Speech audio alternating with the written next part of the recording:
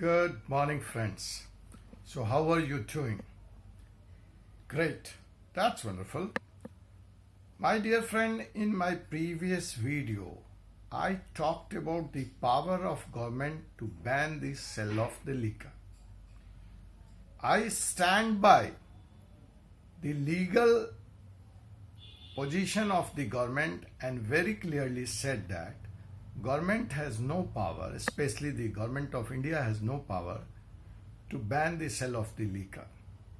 And now you see this very legal stand of mine stands vindicated today, and almost all the state government have started the sale of the liquor, not only but have also started delivering you the liquor at your doorstep.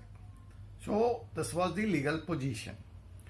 I took two grounds to say so. One was that liquor is an state subject where center doesn't have power to decide or take action. So it was left to more or less on the sweet will of the state. The second argument which I used was that the liquor forms the part of essential food items. As per the Food Standard Safety Act of 2006, and even during the COVID and lockdown, the sale of the essential commodities were allowed. So you can't differentiate between one essential commodity and the another essential commodity from the same list. Anyhow, that was my position, legal position, as far as the sale of the liquor was concerned. The another issue which I tried to address during this lockdown or the COVID was another order by the Government of India, MHA, asking all the private employers to pay full salary, not only that, on time for the lockdown period, where the staffs were not working, the factories were closed, and the offices were closed. And they didn't stop only there. They went to the extent of threatening the employers and telling that if you don't pay on time and if you don't pay the full salary to the employees, legal action, punitive action will be taken against you. I took again very strong stand on this and said that this very order is illegal, unconstitutional, and arbitrary. My dear friends, you have seen that Supreme Court has to intervene in this, and the Government of India, especially the MHA, was compelled to withdraw its order. And now you are free to decide to pay, not to pay, how much to pay, when to pay. It is left to the employer. So this was the second issue which I tried to address during the COVID. But today, I am taking another topic which is again affecting a big population, almost all of us, and that is the issue of the rental for the lockdown period. Now country is almost entering into 60 days of the rental lockdown. Means 2 months rentals are due. Think of a situation like a co-working space who rents out the entire tower, which rents out the entire building. And the rents runs into crores and crores. Think of the situation, the 5-star properties who have rented the property to run a 5-star hotel. So it is a big issue, 2 months rental. At the same time, the petty shopkeepers, the small-time CA, architects, advocates like me, who all function from the rented office, at one hand, they are not able to generate any kind of income because of the commercial establishments being closed, courts being closed, offices being closed, and on the other hand, now this is another liability or another burden of 2 months huge rent. So what is the legal position? Can we ask for some relaxation, some discounts, or total waiver of the rentals for these 2 lockdown months? Because on the base of it, the basic premises is that I wanted to operate. I was not allowed to operate. So I have not used this property. So why should I be made to pay the rent? That's right. You agree with me? My dear friends, if you're liking the content of my channel, do give me likes. And so far, if you have not subscribed to this channel, which gives you such important updates on the issue of law affecting in day-to-day life, do subscribe my channel. You can find it in the name of Advocate Ajay Kumar, Supreme Law International. Thank you. So let's come back to the topic. The topic was what will happen to these 2 months' rent.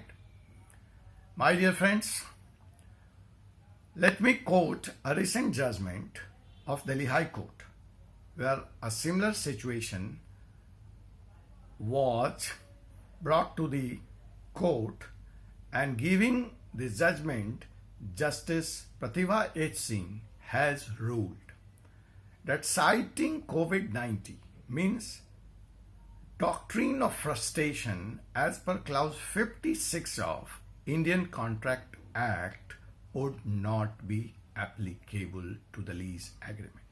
So if you are having a lease agreement, this very relaxation is not going to come to you on the basis of doctrine of frustration. Yes, we agree. COVID is doctrine of frustration. Your complete inability to perform the task. But as far as the law of the land is concerned, and this particular section 56 of Indian Contract Act is concerned, it doesn't allow you to seek any kind of relaxation or relief from the renter. Why? The court has, before giving its decision, the court has relied on a very important decision of the Supreme Court and said that the section 56 is applicable only in the case of executory agreement, but not in the case of executed agreement. It has also relied on a double bench judgment of Delhi High Court, which was of Hotel Leela versus the Airport Authority of India.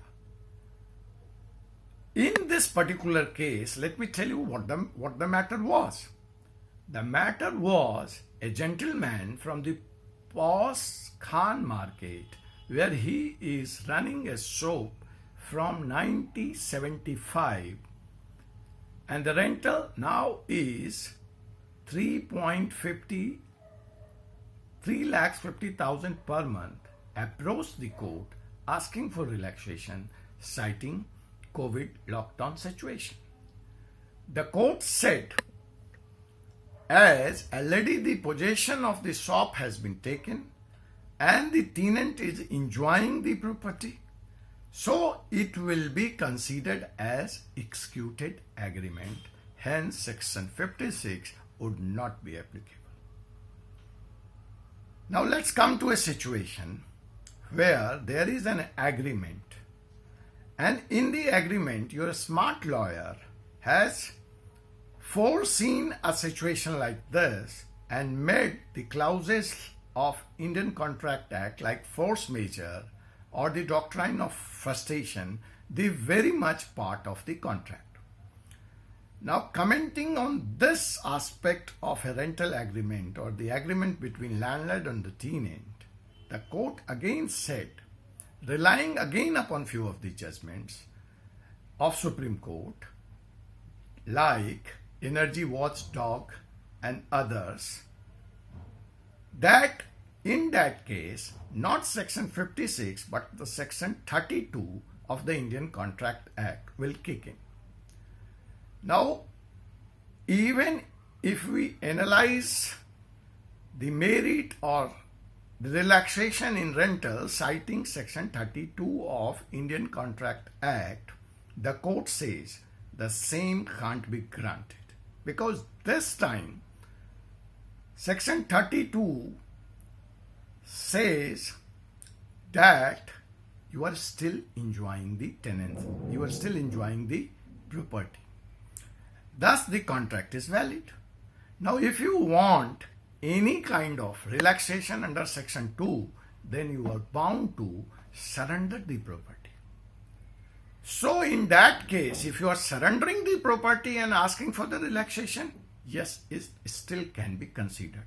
But if you are continuing with the rental agreement, if you are continuing with enjoying the property, using the property, then the contract is still live. It's a void contract. Hence, Section 32 would not be applicable. Means even in this case where the doctrine of frustration is part of the agreement between you and the landlord, you won't be allowed to seek any kind of relief as far as 2 months rentals are concerned, be it big or be it small. That's the stand in the law. Now let's imagine a situation. You don't have an agreement at all. So neither 56 nor Section 32 will come into the picture. Then what will happen? So this time, as there is no contract between two parties, the case will be examined under Tenancy Act. You are a tenant. Now when we look at this situation from the Tenancy Act, again, mere non-use of property for some time will not often grant you relaxation from paying the rent. You are enjoying the tenancy.